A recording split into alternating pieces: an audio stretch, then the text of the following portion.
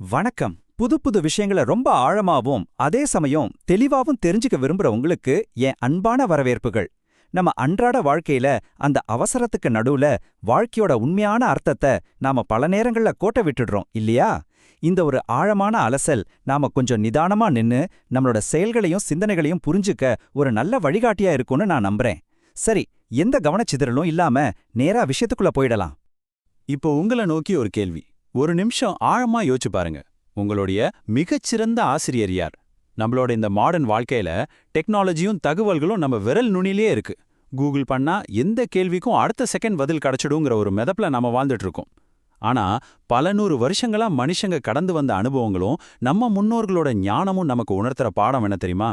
நாம தேடுற எல்லா பதில்களும் வெறும் புத்தகங்கள்லயோ இல்ல இன்டர்நெட்லயும் கண்டிப்பா கிடைச்சிடாது. அப்போ நிஜமாவே நமக்கு உண்மையான பாடங்களை கத்துக் கொடுக்கறது யாரு?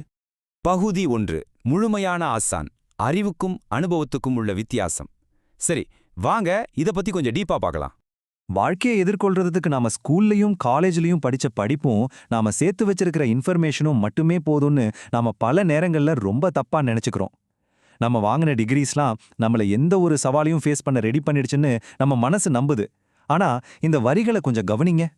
எத்தனை படித்திருந்தாலும் எத்தனை அறிவிருந்தாலும் சில விஷயங்களை காலம் மட்டுமே சொல்லித்தரும்.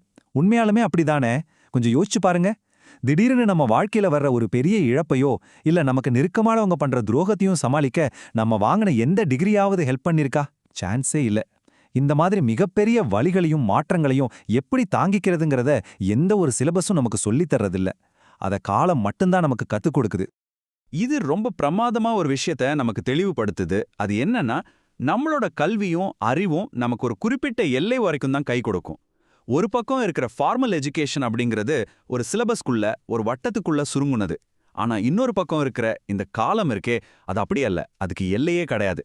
காலம் நமக்கு கொடுக்கிற அனுபவம்ங்கிறது நாம அடிபட்டு வலிகளை தாங்கி நிஜமா வாழ்ந்து பெறக்கூடிய ஒரு முழுமையான ஞானம். இதுக்கு பின்னாடி இருக்கிற லாஜிக் ரொம்ப சிம்பிள், ஆனா ரொம்ப ஆழமானது. தகவல்களையும் அறிவையும் நாம உடனே வாங்கிட முடியும். ஒரு புக்க படிச்சோ இல்ல ஒரு விஷயத்த மனப்பாடம் பண்ணியோ நாலேஜ உடனே வளர்த்துக்கலாம். ஆனா விஸ்டம், அதாவது ஞானம் அப்படிங்கிறது அப்படி ஓவர் நைட்ல கிடைக்கிற விஷயமே கிடையாது. ஒரு உண்மையான ஞானம் நமக்குள்ள மலரணும்னா அந்த அறிவோட கொஞ்சம் காலமும் நிறைய அனுபவமும் கண்டிப்பா சேரணும். சிம்பிளா சொல்லணும்னா, நம்ம அறிவோட எல்லை எங்க முடியுதோ அங்கதான் காலத்தோட பாடம் ஆரம்பமாகுது. பகுதி 2.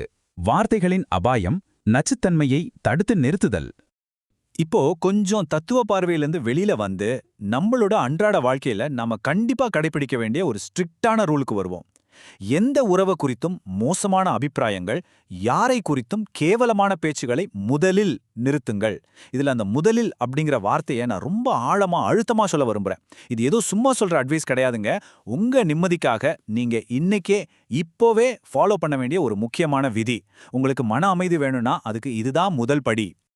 இப்போ இதுல நம்ம நோட் பண்ண வேண்டிய ஒரு இன்ட்ரெஸ்டிங்கான விஷயம் என்னன்னா, இது ஒரு மிகப்பெரிய ஃபிலாசபியை நாம டெய்லி ஃபாலோ பண்ற மாதிரி 2 சிம்பிளான ரூல்ஸை பிரிச்சு கொடுக்குது. 1, நம்ம உள்ள ஓடுற சிந்தனைகள், அதாவது மத்தவங்கள பத்தி மனசுக்குள்ளேயே மோசமா நினைக்கிறது. 2, நம்மளோட வெளிப்படையான செயல், அதாவது மத்தவங்கள பத்தி தப்பா கேவலமா பேசுறது. ஆக இந்த உள்ள நடக்கிற விஷயமும் வெளியே நடக்கிற விஷயமும் ஒன்னோட ஒன்னு லிங்க் ஆனது. இதை டோட்டலா கட் பண்றது நம்ம கையில தான் இருக்கு. சோ இதோட ரூட் காஸ் என்னன்னு பாத்தீங்கன்னா, இந்த மோசமான எண்ணங்களுக்கும் விமர்சனங்களுக்கும் அடிப்படை காரணமே நம்மளோட அந்த ஈகோ தான். நாம மத்தவங்களோட பெரிய ஆளுங்கிற அந்த ஒரு பொய்யான உணர்வை திருப்திப்படுத்துறதுக்காக தான் நாம மத்தவங்கள மட்டம் தட்டுறோம். ஆனா நிஜத்துல நடக்கிறது என்ன தெரியுமா?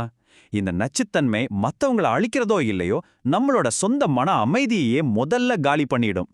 இந்த டாக்ஸிசிட்டியை ஸ்டாப் பண்றது ஒண்ணுதான் நம்மளோட எல்லா அகப்போராட்டங்களுக்கும் ஒரே தீர்வா இருக்க முடியும். சரி, இப்போ ஒரு முக்கியமான கட்டத்துக்கு மூவ் பண்ணலாம். பகுதி 3. தவிர்க்க முடியாத விளைவு, காலத்தின் எதிரொலி. நாம எதை விதைக்கிறோமோ அதுதான் முளைக்குங்கிறது பிரபஞ்சத்தோட ஒரு மாத்த முடியாத விதி. நாம இவ்வளவு நேரம் பார்த்த அந்த நெகட்டிவான செயல்களோட ஃபைனல் ரிசல்ட் என்னவா இருக்குங்கிறத இந்த பகுதி ரொம்ப தெளிவா நமக்கு உணர்த்த போகுது. இந்த இறுதி எச்சரிக்கையை கொஞ்சம் கவனமா கேளுங்க. அவை உங்களுக்கு திரும்பி வர வெகு நேரம் ஆகும். அந்த வாக்கியத்தோட கணம் உங்களால ஃபீல் பண்ண முடியுதா? நாம ஒருத்தரை பத்தி தப்பா நினைக்கும் போதோ இல்ல பேசும்போதோ அதோட எஃபெக்ட் அடுத்த நாளே நமக்கு வந்துராது. அது ரொம்ப காலம் எடுத்துக்கும். நாம பண்ண தப்பையே நம்ம முழுசா மறந்திருக்கிற ஒரு நேரத்துல, நாம கொஞ்சமா எதிர்பார்க்காத ஒரு தருணத்துல அந்த விளைவு நம்மள திருப்பி அடிக்கும். அதுதான் இதுல இருக்கிற நிஜமான பயமுறுத்துற விஷயம். இது எப்படி ஸ்டெப் பை ஸ்டெப்பா நடக்குதுன்னு பார்க்கலாம். ஃபர்ஸ்ட், அது ஒரு சின்ன மோசமான எண்ணமா நம்ம மனசுல உருவாகுது. அப்புறம் அது வார்த்தைகளா நம்ம நாக்கு வழியே வெளியில வருது. அப்படி வெளியே போன அந்த நெகட்டிவ் எனர்ஜி காத்தோட காத்தா மறைஞ்சிடுறது கிடையாது. அது இந்த பிரபஞ்சத்துல அப்படியே சுத்திட்டே இருந்து காலம் சரியா கூடி வரும்போது ஒரு பெரிய விளைவா நமக்கே திரும்பி வெளியே தர்ற ஒரு எதிர்காலமா உருமாறி வந்து நிக்குது. இந்த மொத்த கதையும் ஒன்னா சேர்த்து பார்த்தா நமக்கு ஒரு கிளியரான பிக்சர் கிடைக்கும். ஃபர்ஸ்ட் பார்ட்ல காலம் அப்படிங்கிறது நமக்கு கத்துக் கொடுக்கிற ஒரு அல்டிமேட்டான டீச்சர்னு பார்த்தோம், கரெக்டா? அதே காலம் தான் நாம வெளியில விடுற அந்த நச்சுத்தன்மையை நமக்கே திருப்பி கொடுக்கிற ஒரு பூமராங்காவும் செயல்படுது. ஒரு பூமராங்க தூக்கி எறிஞ்சா எப்படி சுத்திட்டு திரும்ப நம்ம கைக்கே வருமோ அதே மாதிரி தான் நாம இந்த உலகத்துக்கு எதை கொடுக்கறோமோ அத காலம் ஒரு நாள் வட்டியும் முதலுமா நமக்கிட்டே கொண்டு வந்து சேர்த்திடும். அதுல எந்த மாற்று கருத்தும் இல்ல. ஃபைனலா உங்களை நீங்களே கேட்டுக்க வேண்டிய ஒரு ரொம்ப ஆழமான கேள்வியோட இந்த அலசலை நான் நிறைவு செய்றேன். காலம் இப்போ உங்களுக்கு என்ன பாடங்களை கத்துக் கொடுக்க ட்ரை பண்ணிட்டு இருக்கு? நீங்க இப்போ வீசுற வார்த்தைகளும் எண்ணங்களும் ஃபியூச்சர்ல உங்களுக்கு என்னவா திரும்ப போகுதுங்கிறத கொஞ்சம் ஆழமா யோசிச்சு பாருங்க. தொடர்ந்து கத்துக்கோங்க, உங்க சிந்தனைகளை அழகா செதுக்குங்க. மீண்டும் இதே மாதிரி ஒரு சிறப்பான சிந்திக்க வைக்கிற அலசலோட உங்களை சந்திக்கிறேன். அது வரைக்கும் விழிப்புணர்வோட இருங்க.